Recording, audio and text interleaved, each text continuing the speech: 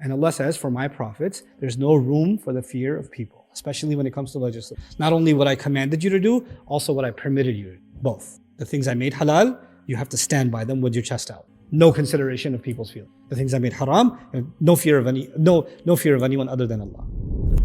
In the next ayah, الَّذِينَ يُبَلِّغُونَ رِسَالَاتِ اللَّهِ وَيَخْشَوْنَهُ وَلَا يَخْشَوْنَ أَحَدًا إِلَّا اللَّهِ وَكَفَى بِاللَّهِ حَسِيبًا. What a beautiful ayah. There are three pieces to this. If you want to understand this ayah beautifully, three pieces to this. First piece, the prophets who deliver the messages of Allah. I want you to understand how this is connected to the previous ayah. Listen carefully. We saw in the previous ayah, when Allah was ending that ayah, Allah said, Sunnat Allah, here we go. Sunnat Allahi fil ladhina khalaw min qabl. This is the way Allah has always done things with those who came a long time ago. What did Allah do? ما كان على النبي من حرج فيما فرض الله له. There's no haraj. Haraj means three things. Let me quiz you. What does haraj mean? The last one was sinful. What was the first two? Discomfort, difficulty, sin. There's no sin on the Prophet. The Prophet should feel no discomfort, and no one should make things difficult for him. No one should have a comment to make things difficult for him or his family. In whatever Allah has mandated for him, and whatever Allah has made permissible for him, and this standing for what Allah has revealed without any hesitation, without any haraj, internal, cultural, or divine, all three, has always been the case for those who came, all the prophets who came a long time ago, and Allah has always had this perfect decree. Who are those prophets? So I'm going to read it again. Sunnat Allahi fil ladhina yuballighuna risalatillahi wa yakhshawna. This is badal. This is the sunnah of Allah, of those who communicated the messages of Allah and feared Him and didn't fear anyone except Allah.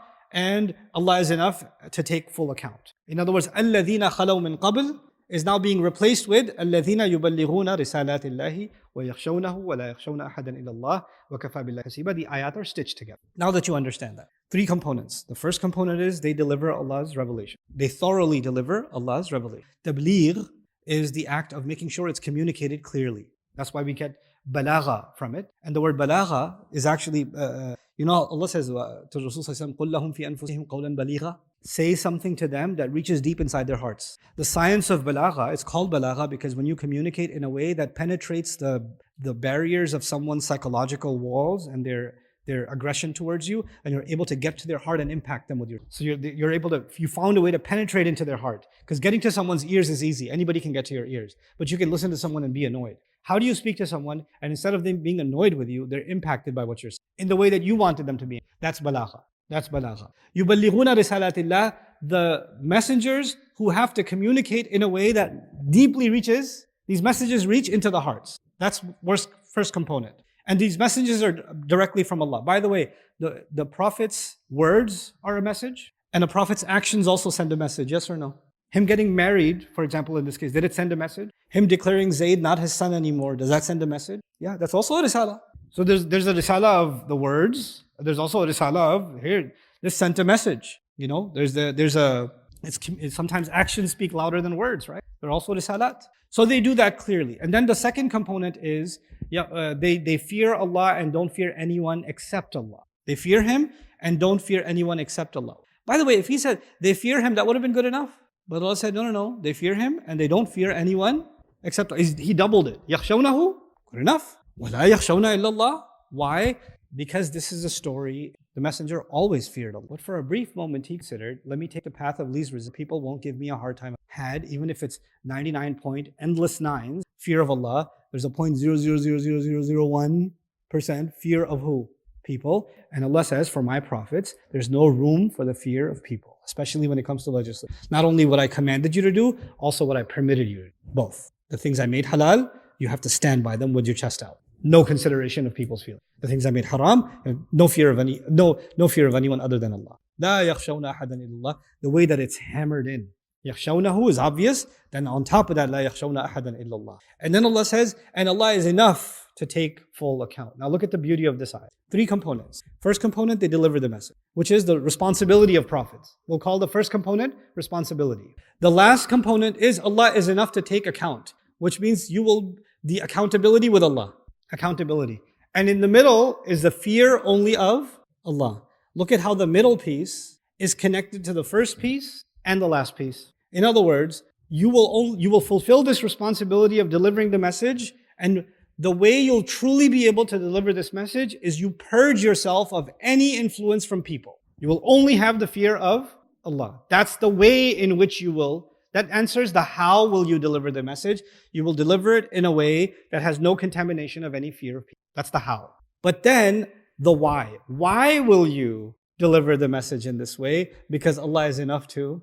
Allah will be holding you accountable. Allah is going to hold every action, every emotion will be held accountable. وَكَفَى بِاللَّهِ حَسِيبًا. Why Allah is enough to take account is actually the thing that you should truly fear in the end. Look at something else that's happening here. We saw in the previous ayah, وَكَانَ أَمْرُ اللَّهِ قَدْرًا مَقْدُورًا.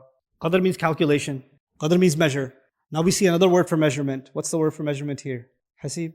Why these two different words? What can we learn from it? That previous ayah was about Allah's rules. When will He deliver a rule? How many women can the Prophet? How many women can Muslims marry in general? Why is he marrying the Prophet ﷺ to this woman, and at what point and in what way? All of that is exactly calculated. Qadran.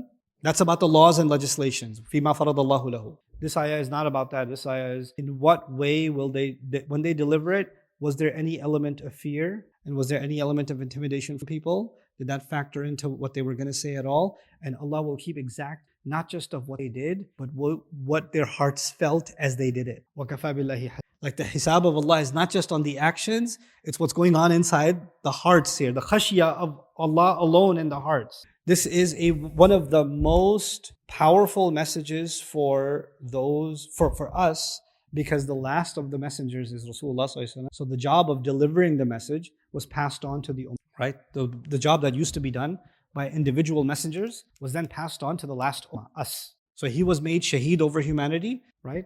But we have made لِتَكُونُوا شُهَدَاءَ عَلَى النَّاسِ. Then he made us witness. So you know what?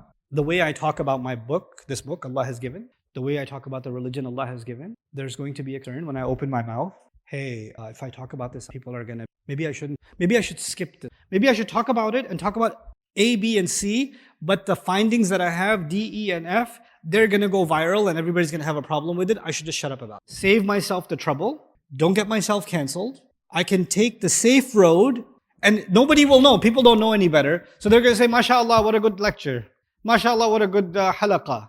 And I save myself a bunch of trouble by kind of avoiding a subject that I knew would just press people the wrong way. That could never happen. I mean, anybody who talks about Islam would only talk about it in a way that's fearless. They get up on the minbar and they're going to give a khutbah, and if they have something to say, then they won't consider that the biggest donor of the masjid might get offended, or the sisters in the audience might get really angry, or the board might get really upset, or the youth might not like it, or the parents might not like it, or the elders might not like it, or there's a governor visiting them.